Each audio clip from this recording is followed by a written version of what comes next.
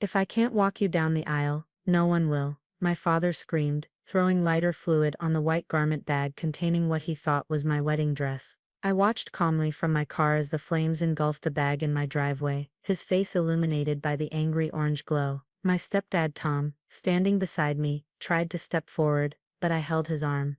"Let him have this moment," I said quietly. "He needs it." My name is Olivia Chen, and at 28, I was watching my biological father throw his biggest tantrum yet. The irony? The burning dress was a $100 decoy from a thrift store. My real wedding gown, a stunning vintage piece that had belonged to Tom's mother, was safely stored at my fiancé's parents' house. I'd known my father would react this way. James Wilson had never handled loss of control well, especially when it came to me. When I told him I wanted my stepdad to walk me down the aisle, his face had turned that dangerous shade of purple I remembered from my childhood.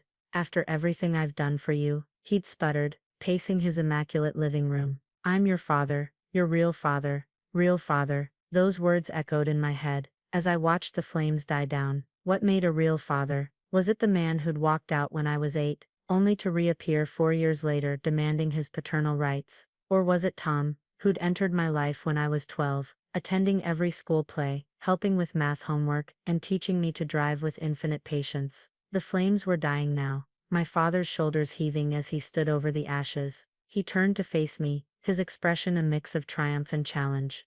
"There now, what are you going to do?" I smiled, reaching for my phone. "Send these videos to Mom. I'm sure her lawyer will be very interested in seeing you destroy property on her driveway." His face fell slightly. He hadn't noticed me recording. "You wouldn't dare," he growled, but uncertainty crept into his voice. "Try me," I replied, getting back into my car.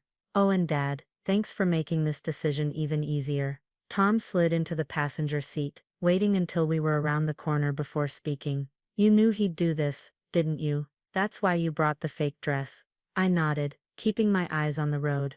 "Dad's nothing if not predictable. He's been trying to control every aspect of the wedding since Michael proposed. The venue, the guest list, even the flowers. When I told him you were walking me down the aisle, he lost it," Tom finished, shaking his head. "I'm sorry, Liv. Maybe we should rethink this. I don't want to cause problems between you and your father." I pulled the car over, turning to face the man who'd been more of a father to me in 16 years than James Wilson had been my entire life. "You're not causing problems. He is, and I'm done letting him manipulate every important moment in my life." The truth was, this decision had been years in the making. Every time my father had disappointed me, Tom had been there. When Dad forgot my high school graduation, claiming a business emergency, Tom had cheered the loudest as I received my diploma. When Dad criticized my choice to study photography instead of law, Tom had helped me set up my first darkroom. And when Michael proposed 6 months ago, it was Tom who'd hugged me first, who'd shed happy tears and welcomed my fiancé to the family.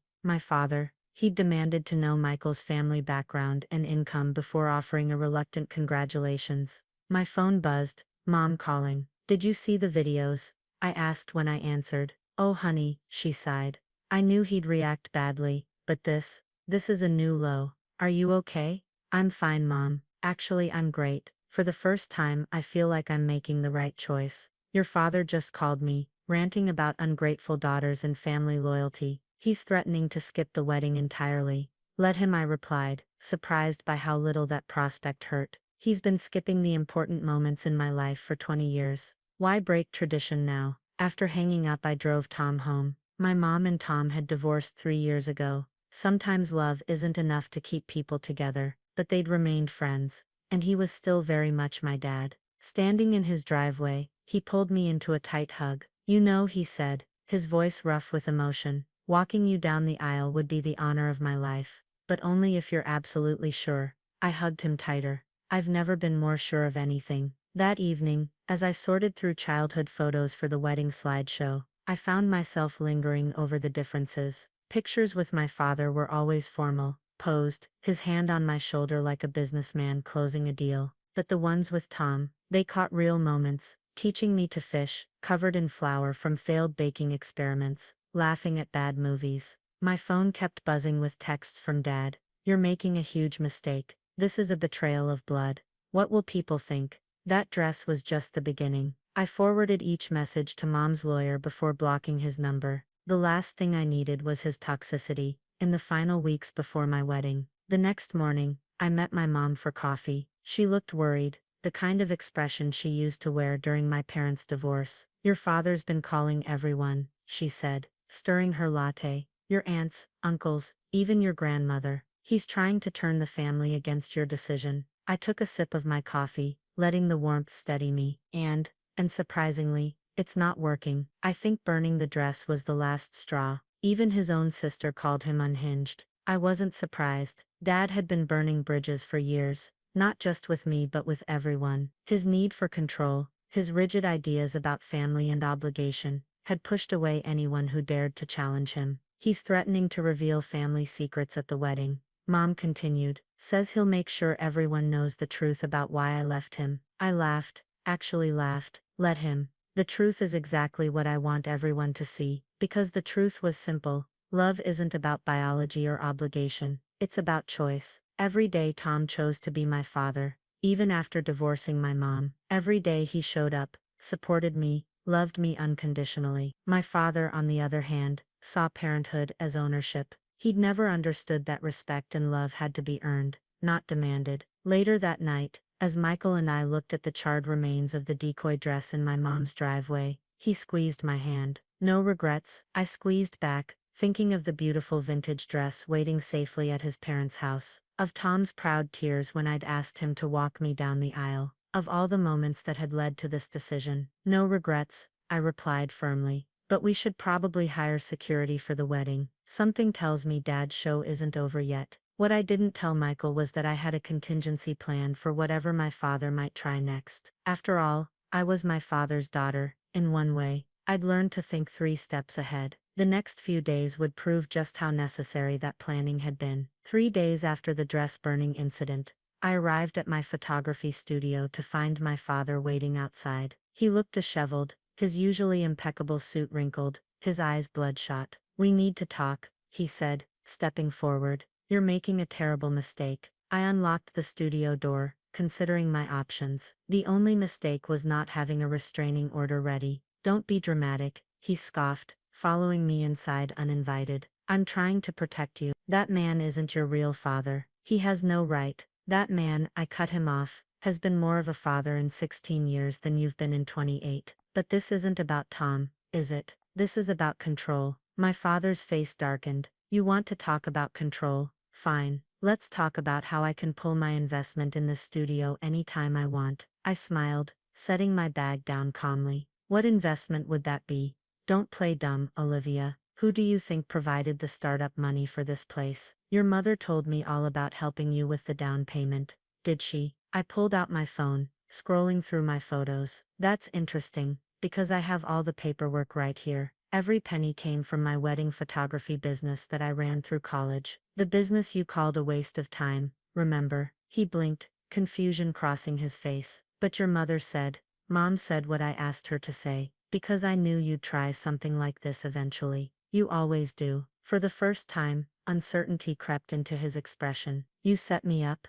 "No, Dad. I protected myself. There's a difference." I turned my computer monitor toward him, showing my thriving business's financials. "Every client, every booking, every penny, I earned it all myself. You have no power here." He slumped into a chair, looking suddenly older. "Why?" he whispered. "Why go to such lengths to exclude me?" "Exclude you?" I couldn't help but laugh. "Dad, you excluded yourself. Every time you missed a birthday. Every time you criticized my choices. Every time you tried to control my life through money. You were the one pushing me away." "I was trying to make you strong," he protested weakly. "No, you were trying to make me dependent. There's a difference." Just then, my phone buzzed with a text from Tom. "Everything okay? Your mom said James was heading to the studio." I smiled, typing back, "All good. Plan B in motion." My father caught the exchange. "Plan B? What are you plotting now?" "Nothing, Dad. Just preparing for your next move. Like trying to sabotage the venue booking, which is why I have 2 backup locations ready. Or attempting to cancel the catering, which is why everything's in Michael's family's name. Or maybe showing up drunk at the rehearsal dinner to make a scene, which is why we hired security." With each word, he seemed to shrink further into the chair. You really think I'd go that far? You burned what you thought was my wedding dress in Mom's driveway. I reminded him. So yes, I think you'd go that far. He stood up suddenly, straightening his jacket.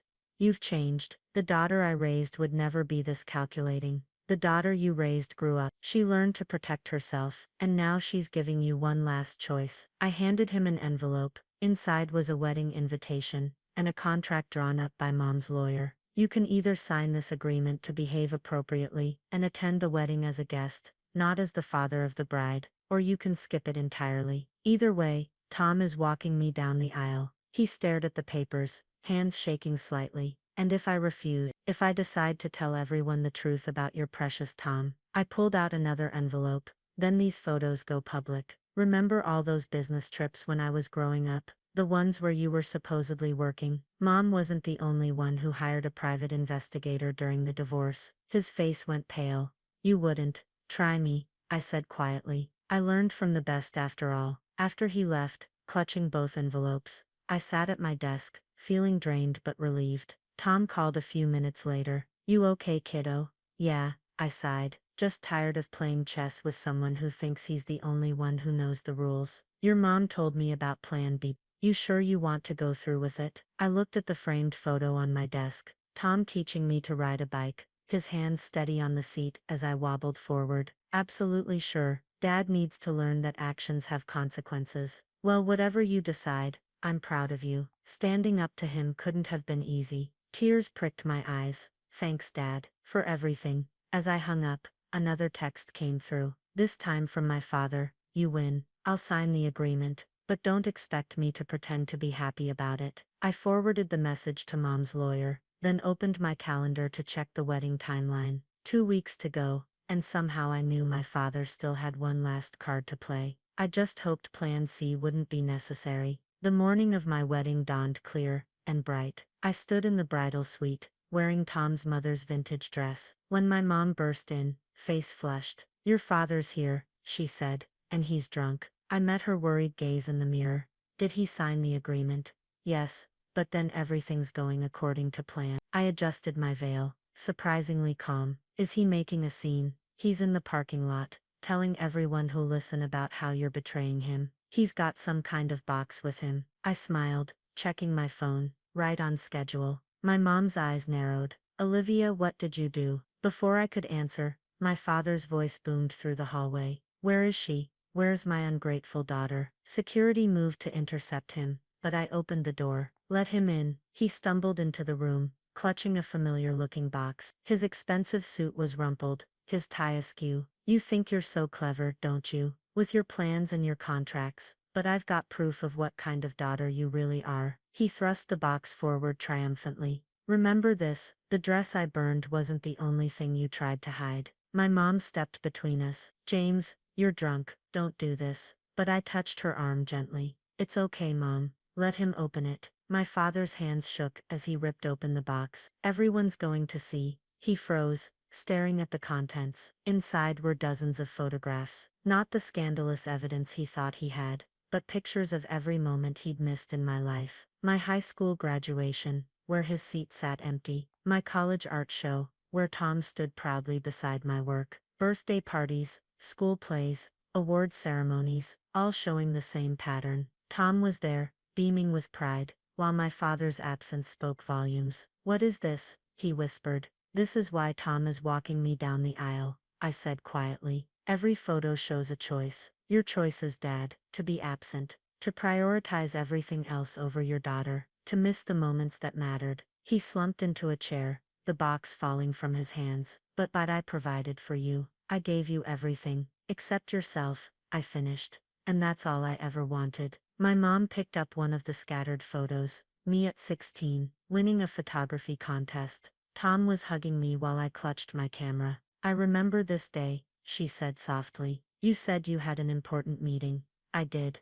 My father protested. The Johnson merger was crucial. It was always crucial, I interrupted. There was always something more important than being there for me. Well, today is crucial too, Dad. And once again, you have a choice. I handed him a small envelope. Inside was a check, covering every penny he'd ever given me, with interest. You can either leave now, dignity intact, or stay and watch another man walk me down the aisle. Either way, after today, we're done. I'm releasing us both from this pattern. He stared at the check, then at the photos scattered around him. For the first time, I saw something crack in his carefully constructed facade. I really missed all of this.